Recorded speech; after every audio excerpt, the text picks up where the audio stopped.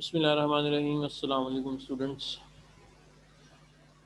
बेटा class matric physics start करते हैं। अच्छा जी, कल जो है चैप्टर नंबर 14 में आप लोगों को कहाँ तक कराया था देख लेते हैं।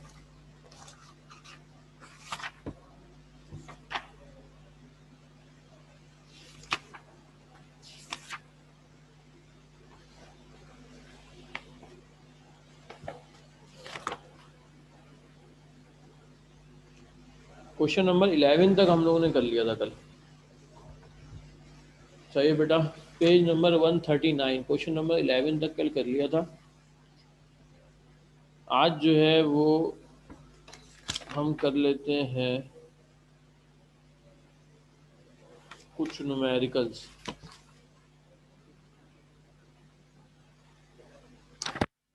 चैप्टर नंबर 14 के कुछ न्यूमेरिकल्स कर लेते हैं। सही है, तो आप लोग जो है वो बुक ले आएँ, बुक निकाल लें और पेज नंबर आप लोग मुझे बताएं क्योंकि मेरे पास बुक नहीं है।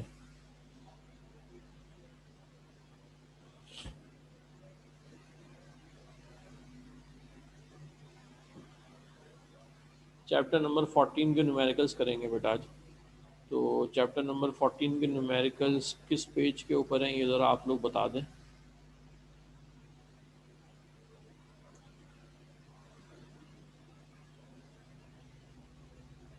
अच्छा हाँ, सही सही, आज तो टेस्ट की तैयारी करनी है बेटा। सही है, बिल्कुल सही। अच्छा आपने याद दिलाया। हाँ सही है, आज जो है हमारा जो आप लोगों का जो कल टेस्ट है चैप्टर नंबर 10 का, उससे रिलेटेड कुछ न्यूमेरिकल जो है वो आप लोगों को कराने हैं। चैप्टर नंबर 10 में हम लोगों ने एक टॉपिक पढ़ा था। अच्छा जी, चैप्टर नंबर 10 में देखें, पहले मैं आप लोगों को ज़रा एमसीक्यूज़ का गाइड कर दूँगा कहाँ कहाँ से आ सकते हैं।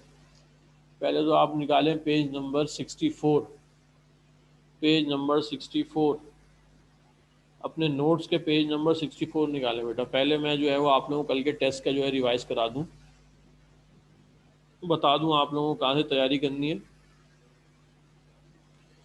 फिर जो है इंशाल्लाह चैप्टर नंबर 14 के न्यूमेरिकल्स पाएंगे। नोट्स का आप लोगों का पेज नंबर 64 है, इस पे आप लोगों का एमसीक्यूज़ कराए हुए हैं। कुछ एमसीक्यूज़ तो ये हैं। सही है। अच्छा, इसके अलावा जो है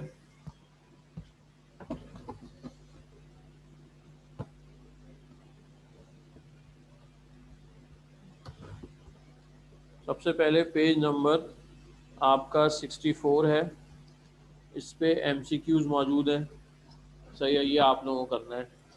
अच्छा, इसके साथ जो है जैसे जिन जिन सवालात पे आप लोगों को निशान लगवाया है, सही है, उन सवालात में से कोई सा भी जो है वो एमसीक्यूज़ बन के आ सकता है। शारिक कह रहे हैं कि एमसीक्यूज़ नहीं कराए। अच्छा जी, करा देते हैं। चलो पहले एमसीक्यूज़ कर ले।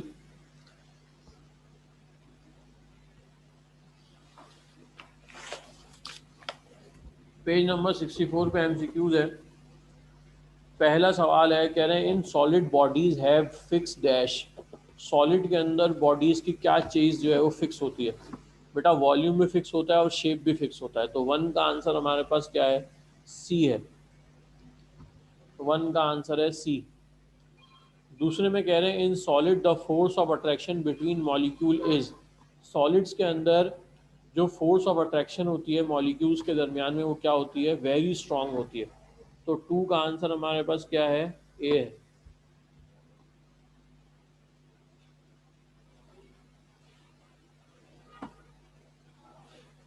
अच्छा जी, थ्री के देखें, it has fix volume but no fix shape. किस चीज़ का वॉल्यूम तो फिक्स होता है मगर शेप जो है उसका फिक्स नहीं होता। तो बेटा ये लिक्विड है। थ्री का आंसर हमारे पास क्या आ जाएगा, बी आ जाएगा। अच्छा जी, इसके बाद देखें फोर, कह रहे हैं in liquid the force of attraction between molecule is. Liquids के अंदर जो फोर्स ऑफ अट्रैक्शन होती है मॉलिक्यूल के दरमियान में वो क्या होती है, स्मॉल होती है। सही है, तो फोर का आंसर क्या आ जाएगा, बी आ जाएगा।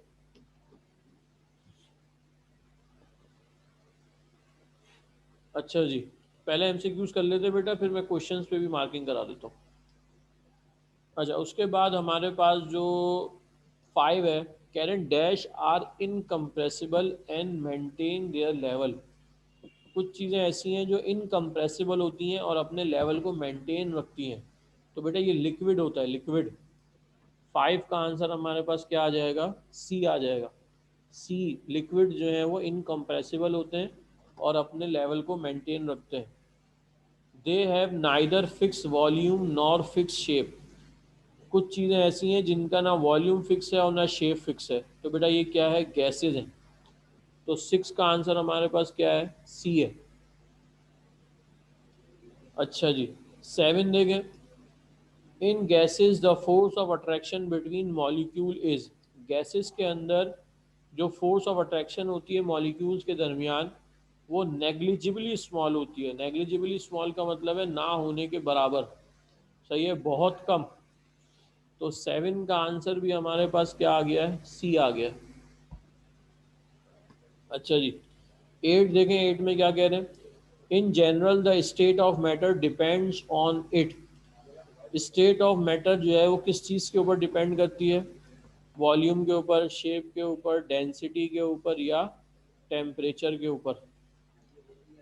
डेंसिटी के ऊपर डिपेंड करती है बेटा।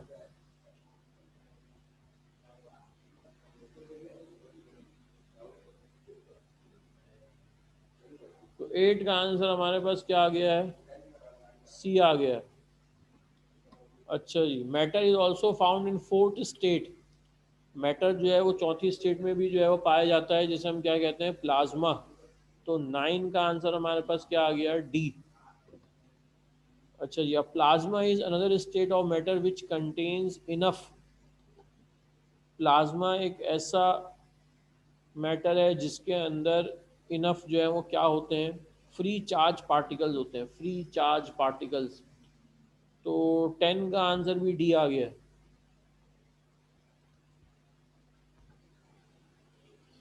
अच्छा जी, 11 देखें। Change of shape and size is called. Shape और साइज की जो चेंजिंग है उसे हम लोग क्या कहते हैं बेटा, उसे कहते हैं डीफॉर्मेशन। तो 11 का आंसर क्या आ गया, ए आ गया। साइज और शेप के अंदर अगर जो है वो किसी चीज़ को चेंज किया जाए तो उसे डिफॉर्मेशन कहा जाता है। अच्छा, 12 देखें। The property of matter in which they regain their original state after the removal of force is called elasticity. सही है, वो प्रॉपर्टी मैटर की जिसमें उनके वो अपनी ओरिजिनल स्टेट के ऊपर वापस आ जाएं, तो उसे हम क्या कहते हैं, इलास्टिसिटी कहते हैं। तो 12 का आंसर भी क्या आ गया है, ए आ गया। अच्छा जी, 13 पे आ जाए। The internal force arising from the deformation of the body and acting per unit area of the body is. एक इंटरनल फोर्स जो कि डिफॉर्मेशन की सूरत में जो है वो एक्ट कर रही है, उसे हम क्या कहते हैं, तो बेटा उसको कहते हैं स्ट्रेस। 13 का आंसर हमारे पास आएगा बी। चलिए आगे चलते हैं। 14, the relative deformation produce in a body is called. जो डिफॉर्मेशन प्रोड्यूस होती है बॉडी के अंदर उसे हम क्या कहते हैं, स्ट्रेन कहते हैं। तो 14 का आंसर क्या आ जाएगा, सी आ जाएगा।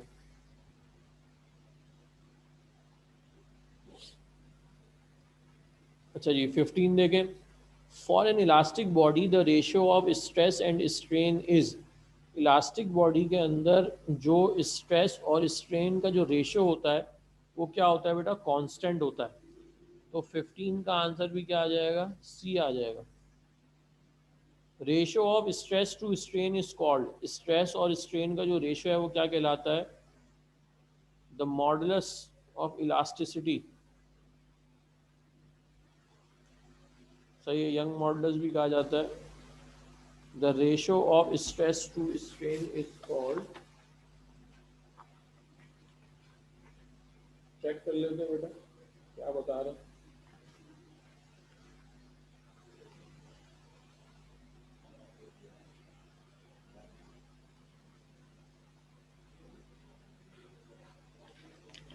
सही है। द मॉडुलस ऑफ इलास्टिसिटी लिख दे। 16 का आंसर सी आ जाएगा। 16 का आंसर सी आ गया। अच्छा जी 17, for any elastic body stress is proportional to strain. This is the statement of, किसी भी इलास्टिक बॉडी के अंदर स्ट्रेस जो है वो डायरेक्टली प्रोपोर्शनल होता है किसके, स्ट्रेन के। ये स्टेटमेंट किसकी है, यंग्स की है, यंग्स लॉ। तो 17 का आंसर भी हमारे पास क्या आ रहा है, सी आ रहा है। अच्छा जी और आगे चलते हैं। If L is the original length and delta L is the change in length, then delta L upon L is, कह रहे हैं अगर एल ओरिजिनल लेंथ है और डेल्टा एल जो है वो चेंज इन लेंथ है, तो ये डेल्टा एल अपॉन एल किसके बराबर होगा बेटा, ये होगा लॉन्गिट्यूडिनल स्ट्रेन। तो 18 का आंसर हमारे पास क्या आना है, डी। अच्छा जी 19 देख लें।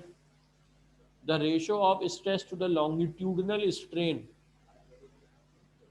The ratio of stress to the longitudinal strain किसके बराबर है, स्ट्रेस अपॉन लॉन्गिट्यूडिनल स्ट्रेन बराबर होता है किसके, यंग मॉडुलस के बराबर होता है, द मॉडुलस ऑफ इलास्टिसिटी। सही है, ये मेरे ख्याल से ऊपर गुजर चुका।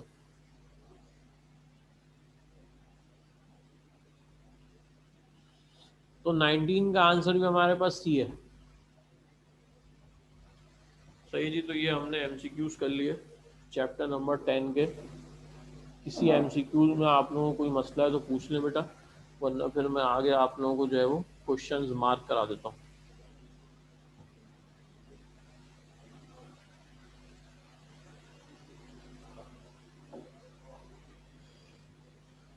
सर डेरिवेशन से एमसीक्यूज आ सकते हैं, नहीं बेटा डेरिवेशन से एमसीक्यूज नहीं आ सकते। जी बेटा मरियम बोलिए।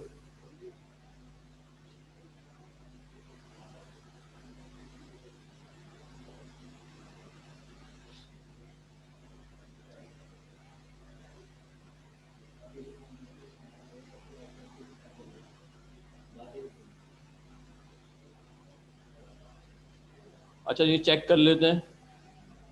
8 में कह रही हैं टेम्परेचर क्यों नहीं आ सकता।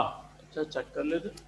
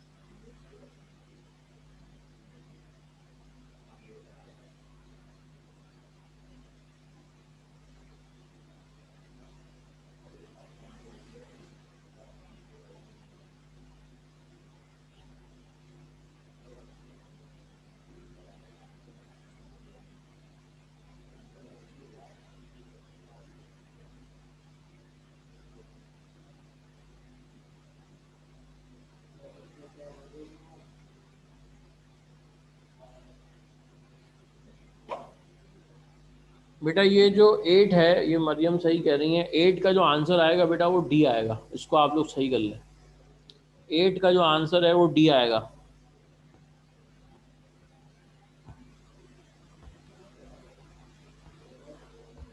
8 का आंसर सही कर लें बेटा, 8 का आंसर डी आएगा।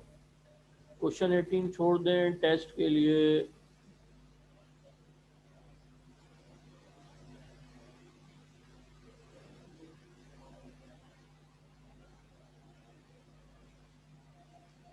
भाई क्यों की बात नहीं है, टेम्परेचर के ऊपर डिपेंड करता है, सही कह रहे हो। डेंसिटी तो कम ज़्यादा हो सकती है, मगर टेम्परेचर बढ़ाएंगे तो सॉलिड लिक्विड में कन्वर्ट हो जाएगा, और मज़ीद टेम्परेचर बढ़ाएंगे तो लिक्विड जो है वो गैस में कन्वर्ट हो जाएगा। लिहाजा स्टेट्स ऑफ मैटर जो है वो टेम्परेचर पे ज़्यादा डिपेंड करती हैं। वैसे वॉल्यूम और शेप के ऊपर भी थोड़ा बहुत डिपेंडिंग है, मगर ज़्यादातर जो है वो टेम्परेचर के ऊपर डिपेंड करते हैं।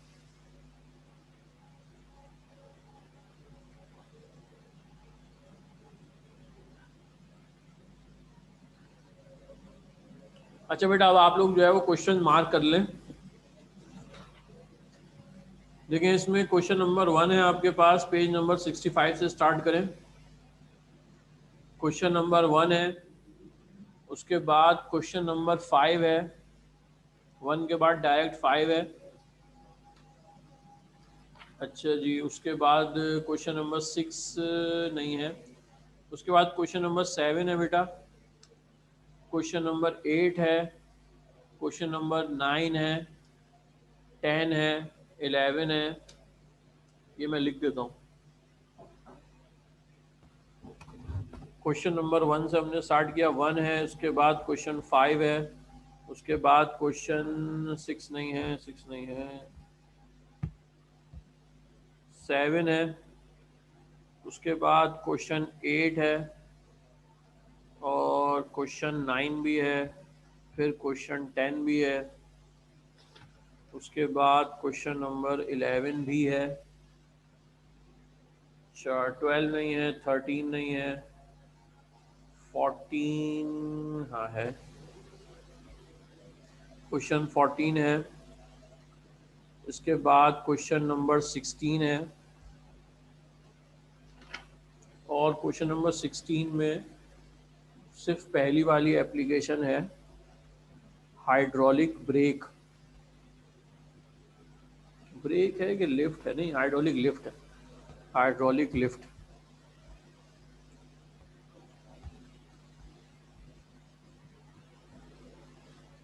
सही है जी।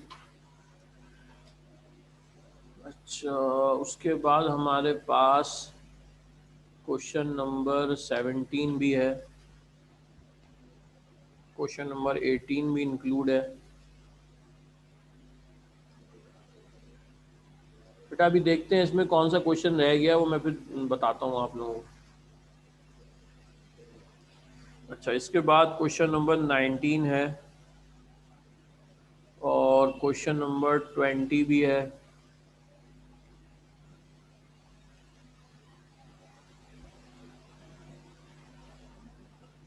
क्वेश्चन नंबर 21 भी है,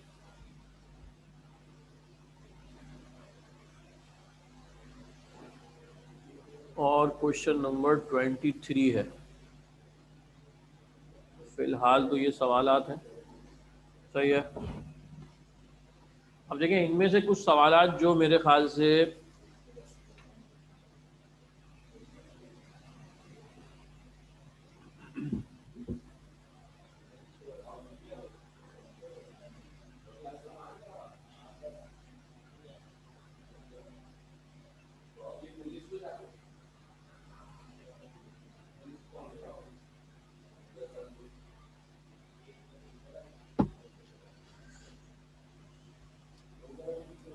बेटा ये जो सवालात मैंने लिखे ना ये हैं, सही है ना। अच्छा, इसमें से मेरे ख्याल से मैंने डेरिवेशन आप लोगों को फ़िलहाल नहीं कराई हैं।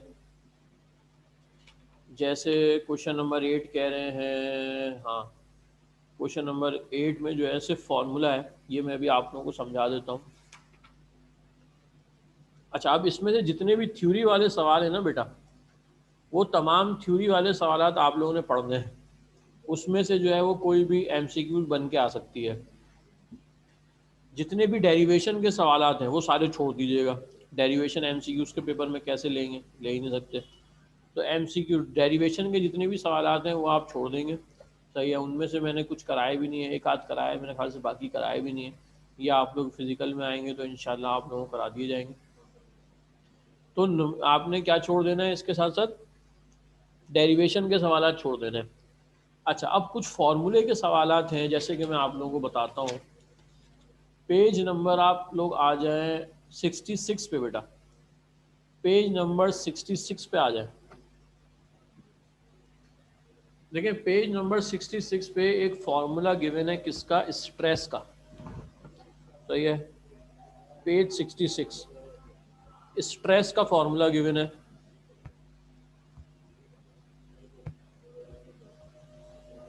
स्ट्रेस बराबर होता है किसके, force upon area, F upon A. अब देखें अगर एमसीक्यूज में आपसे कोई ऐसे सवाल पूछा जाए, मैं नीचे लिखता हूं, अगर आपसे कहा जाए कि find the stress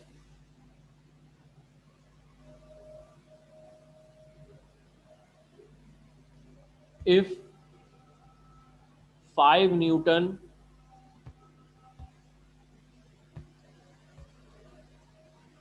5 Newton force is applied on area of 20 metre square. अब देखें बेटा अगर इस किस्म का आपके पास कोई सवाल आता है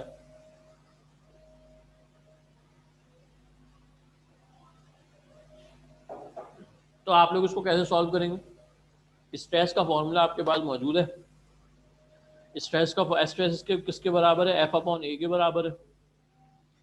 एस की जगह आपने क्या लिखा है, एस एफ की जगह आपने लिख दिया 5 और ए की जगह लिख दिया 20। इसको कैंसिल कर दें, 5 वन ज़ा 5, 5 4 ज़ा 20, तो आंसर आ गया 1/4। सही है। तो इस किस्म के छोटे छोटे न्यूमेरिकल जो हैं ये जो है आपके पेपर में आ सकते हैं, एमसीक्यूज में आएंगे बल्कि। सही है। इसी तरीके से एक और जो है इसी पेज पे नीचे देखें, एक लॉन्गिट्यूडनल स्ट्रेन का फॉर्मूला दिया हुआ है। लॉन्गिट्यूडनल स्ट्रेन किसके बराबर है,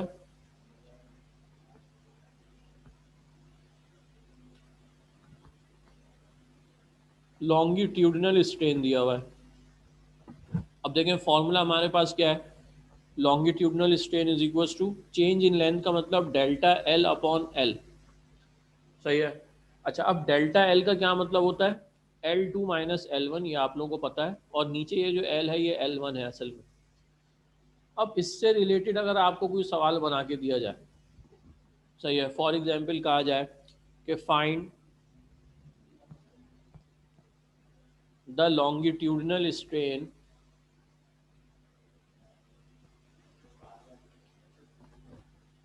if the length of a rod increases from 10 meters to 11 meters।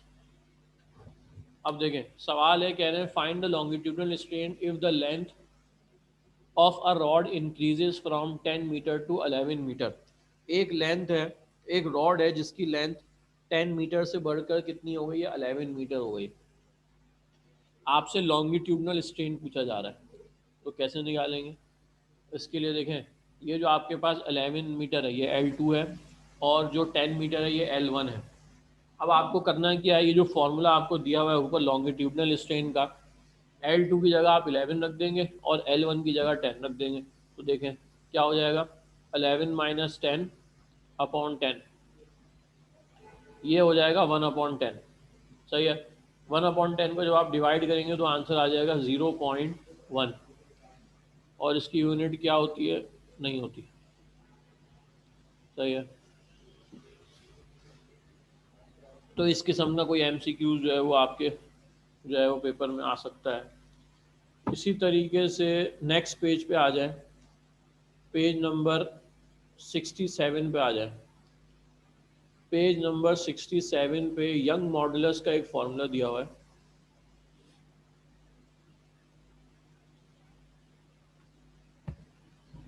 देखें यंग मॉडुलस का फॉर्मूला इन्होंने दिया हुआ है किसके बराबर है, stress upon longitudinal strain. Stress upon longitudinal strain. अब देखें इससे रिलेटेड कोई सवाल बन सकता है। अच्छा, और यंग मॉडुलस का एक फॉर्मूला और है जो देखें इसी पेज में सबसे आखिर में लिखा हुआ है। यंग मॉडुलस को डिनोट करते हैं वाई से। एफ का मतलब फोर्स, सही है। उसके साथ ये जो एल है ये लेंथ है, ये L1 होती है हमेशा। जब भी एल लिखा हुआ हो सिर्फ तो वो L1 होगी। अच्छा, नीचे दिया हुआ है ए एरिया, और डेल्टा एल का मतलब क्या होता है, चेंज इन लेंथ, सही है। तो इस फॉर्मूले से रिलेटेड जो है वो कोई भी सवाल आ सकता है। जैसे फॉर एग्जांपल मैं एक सवाल लिख देता हूँ।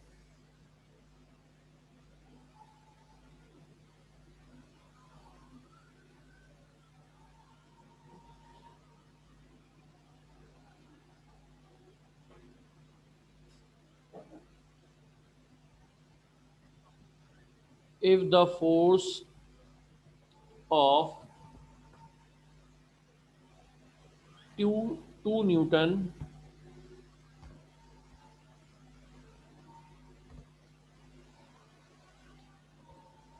is applied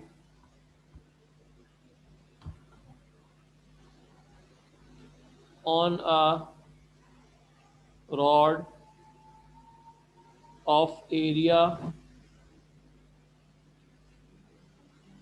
6 meter square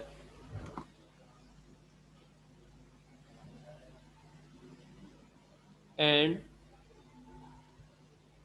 its length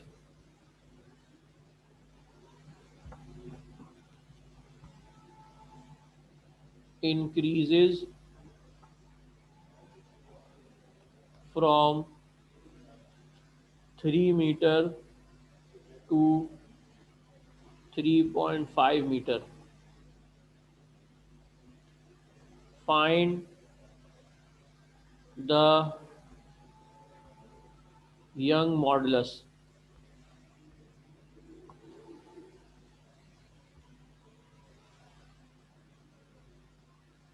अब देखें बेटा, ये एक सवाल है जिसके अंदर आपको फोर्स भी गिवन है, एरिया भी गिवन है, L1 भी गिवन है और L2 भी गिवन है। करना क्या है, इस फॉर्मूले में आपने ला के रखना है। ये जो फॉर्मूला है इस फॉर्मूले में लाके इस वैल्यू को रिप्लेस करेंगे और जो है यंग मॉडुलस की वैल्यू मालूम कर लेंगे। बेटा चैप्टर नंबर 10 के असल में न्यूमेरिकल्स तो नहीं है, ये छोटे छोटे हैं, यंग मॉडुलस और जो है स्ट्रेस और स्ट्रेन, छोटे छोटे फॉर्मूले हैं। इससे रिलेटेड जो है वो एमसीक्यूज में न्यूमेरिकल आ सकते हैं। पेपर में नहीं आते इसके न्यूमेरिकल, मगर एमसीक्यूज में इसके न्यूमेरिकल आ सकते हैं, सही है जी। अच्छा, एक और आखिरी है, देखें पेज नंबर 68 के ऊपर एक फॉर्मूला मौजूद है प्रेशर का। P is equals to F upon A.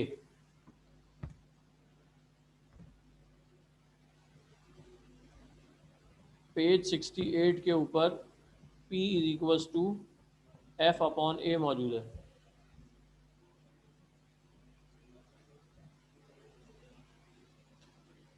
अब देखें ये फॉर्मूला भी है, इसका भी सवाल आ सकता है कि if the force of 10 newton is applied on an area of 3 metre square find the pressure, सही है। तो इस किस्म का सवाल जो है वो आ सकता है। तो ये टोटल मैंने आप लोगों को 4 फॉर्मूले बताए, सही है।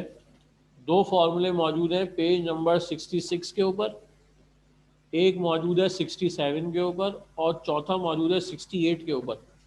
तो ये 4 फार्मूले जो हैं इनसे रिलेटेड एमसीक्यूज जो है वो आपके पेपर में आ सकते हैं।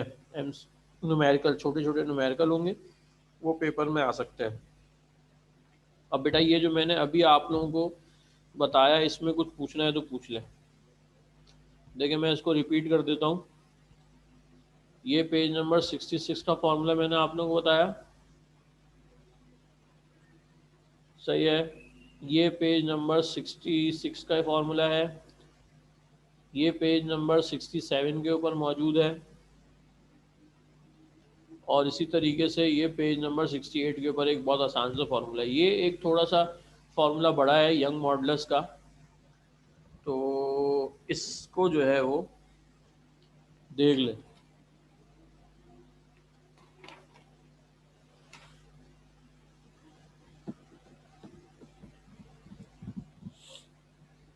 अच्छा, अरीशा कह रही हैं क्वेश्चन नंबर 11 समझा दें। देख लें बेटा, क्वेश्चन नंबर 11 हमारे पास पेज नंबर 68 के ऊपर मौजूद है। इसमें कह रहे हैं एटमॉस्फेरिक प्रेशर। एटमॉस्फेरिक प्रेशर क्या चीज़ होती है? The pressure exerted by the weight of the atmosphere on the surface of the earth is called atmospheric pressure। देखिए, एटमॉस्फेयर जो है वो आपको मालूम है, जो खला है इसके अंदर जो गैसेस मौजूद हैं, इनका एक प्रेशर है सरफेस ऑफ द अर्थ के ऊपर। अर्थ की सरफेस के ऊपर इनका एक प्रेशर पड़ता है। उस प्रेशर को हम लोग क्या कहते हैं? एटमॉस्फेरिक प्रेशर कहते हैं। सही है। ये एटमॉस्फेरिक प्रेशर ज़मीन के ऊपर जितनी चीज़ें मौजूद हैं उन सब के ऊपर जो है वो एटमॉस्फेरिक प्रेशर पड़ता है। अच्छा, आगे कह रहे हैं the device use to measure the atmospheric pressure is called barometer. जिस डिवाइस से एटमॉस्फेरिक प्रेशर को मेजर किया जाता है उसे हम लोग क्या कहते हैं? बैरोमीटर कहते हैं। एट सी लेवल यानी समंदर की सतह के ऊपर इट्स वैल्यू इज 10⁵ इसकी वैल्यू जो है वो 10⁵ के बराबर है। अब देखें, ये 10⁵ ये एमसीक्यूज में आ सकता है। This standard pressure is sometime called 1 atmosphere और 1 बार। इसको कभी कभार जो है 1 एटमॉस्फेयर या 1 बार भी कहा जाता है। We do not feel this large pressure because the pressure exerted by blood in our body is nearly the same as the atmospheric pressure. कह रहे हैं कि ये प्रेशर हमें इसलिए महसूस नहीं होता क्योंकि हमारे बॉडी के अंदर जो ब्लड है उसका जो प्रेशर है वो तकरीबन इसके क्या होता है? बराबर होता है।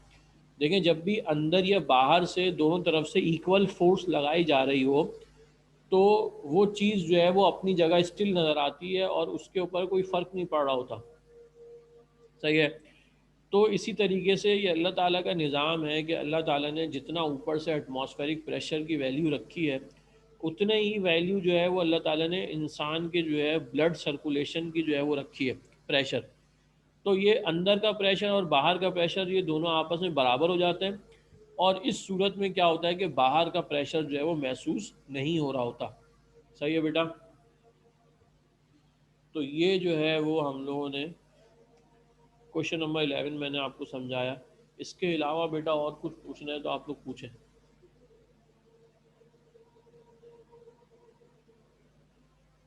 बस आज हम लोग जो है वो इसी चैप्टर को डिस्कस कर लेते हैं, फिर इंशाल्लाह जो है वो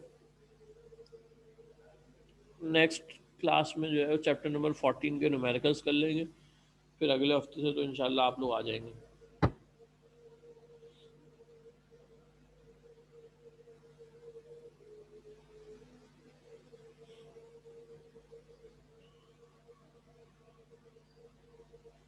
क्वेश्चन 9 में डायग्राम भी बनानी है बेटा। कल जो पेपर है ना आपका, वो तो एमसीक्यूज़ का पेपर है। एमसीक्यूज़ में तो डायग्राम की कोई रिक्वायर नहीं है।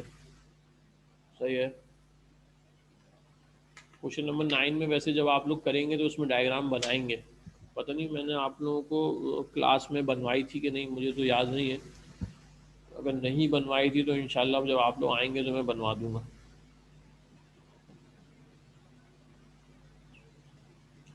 बस सही है, बनवाई थी ना तो आप लोग बना लीजिएगा। हाँ जी, एमसीक्यू और क्वेश्चन याद कर लें। और ये जो मैंने 4 फार्मूले बताए आपको, ये 4 फार्मूले ज़रूर देखिएगा, इनमें से अच्छे खासे एमसीक्यूज बनेंगे। सही है। एक पेपर पेंसिल आप लोगों को लेके बैठने ताकि आप लोग एमसीक्यू सॉल्व करें और सॉल्व करके जो है वो उसका आंसर जो है वो टिक करें।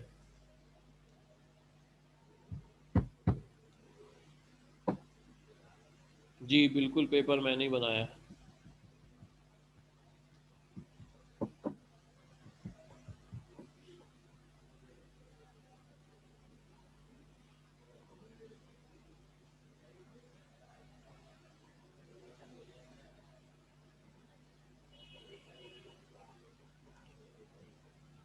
मगर चेक सर अवैस करेंगे। बनाया तो मैंने, इसके चेकिंग जो है सर अवैस करेंगे। अच्छा जी, ये मोहम्मद हादी साहब कह रहे हैं कि पेपर सेंड कर दें।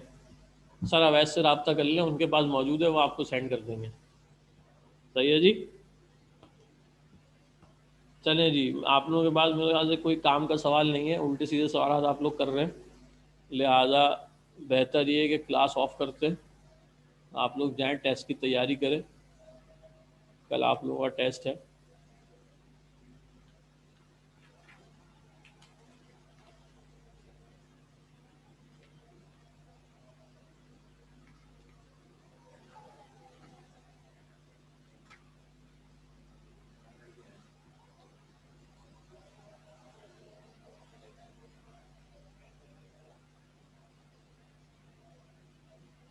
चलें जी, अल्लाह हाफिज़।